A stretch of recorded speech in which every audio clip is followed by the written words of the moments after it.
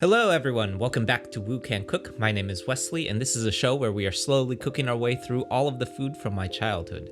For those following along, we have been making our way through hacking the entire Panda Express menu over the last few months, as well as some Legend of Korra foods and some PF Chang's recipes coming up soon too. Today, though, I thought I would just take a look at a Chinese soup which was a huge part of my childhood, which is an egg drop soup called Westlake soup. More specifically, the version that I'm working on copying is the Westlake soup from a tiny restaurant in the San Francisco Richmond district called Dragon House. Unfortunately, I believe Dragon House no longer exists, but I know that I used to eat here with my family a couple times a month when I was a kid. I always remembered the soup coming out first before everything else, and then we'd have to wait and eat it while my parents caught up and chatted with the owners while I played Pokemon on my Game Boy under the table.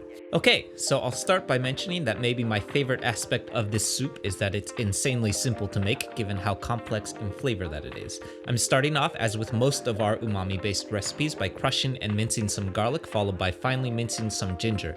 If you own a microplane, you can also just grate both of these things straight into your soup too, which is a great option if you are averse to knife work. Next, I'm separating some cilantro from their stems and then giving them a rough chop. This doesn't need to be a super fine chop, but we do want to make sure that we don't have whole chunks of cilantro floating around in your soup.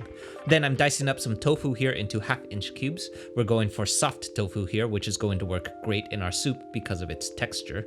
Then we're separating 4 egg whites from their yolks. Now, I messed this up a lot, so let's walk through what we're actually doing here. I have 3 bowls set up to start. We're cracking the egg over our first bowl and letting the whites fall in here. Then we're dropping the yolk into the second bowl. Then we're pouring the whites into our largest bowl and repeating. The extra bowls here will help you make sure that you don't accidentally drop yolk into your whites. This can happen really at any time depending on how fresh your eggs are, so we don't want to crack every egg over the same bowl. Finally, I'm rehydrating some shiitake mushrooms in hot water for about 15 minutes, then removing the stems and giving them a large dice. Moving on to our meat element, now I've seen Westlake soup done with many different kinds of ground minces and seafoods. Cod and crab meat are both great options for seafood versions that I've definitely seen many times. The Dragon House version that I'm copying today uses ground beef, so I'm opting for some 80-20 ground chuck here. We're marinating this in 4 tablespoons of soy sauce to start, and then 2 tablespoons each of fish sauce, sesame oil, rice vinegar, and Shaoxing wine. Then we're finishing this all off with some white pepper and letting this all marinate for about 20 to 30 minutes or up to 2 hours. Over in a separate bowl, I'm combining equal parts cornstarch and water for a cornstarch slurry, and then we're ready to head over to the stove.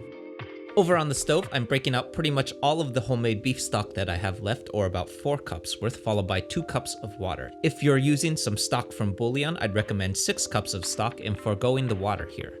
I'm bringing my stock to a boil, then dropping my ground meat into the pot a little bit at a time, making sure that none of it clumps up. We're giving the soup a stir until we're certain that none of our beef has clumped up, then following this up with our garlic, ginger, and shiitake mushrooms. Now, a quick side note that I discovered, I personally love freezing soups so that I can have them on hand for a quick meal later on. But soft tofu doesn't actually freeze super well and gets a little bit chewy after freezing. If you do plan on freezing some of your soup, hold off on the tofu here and just add it at the very end right before serving, then freeze a portion of the soup without tofu.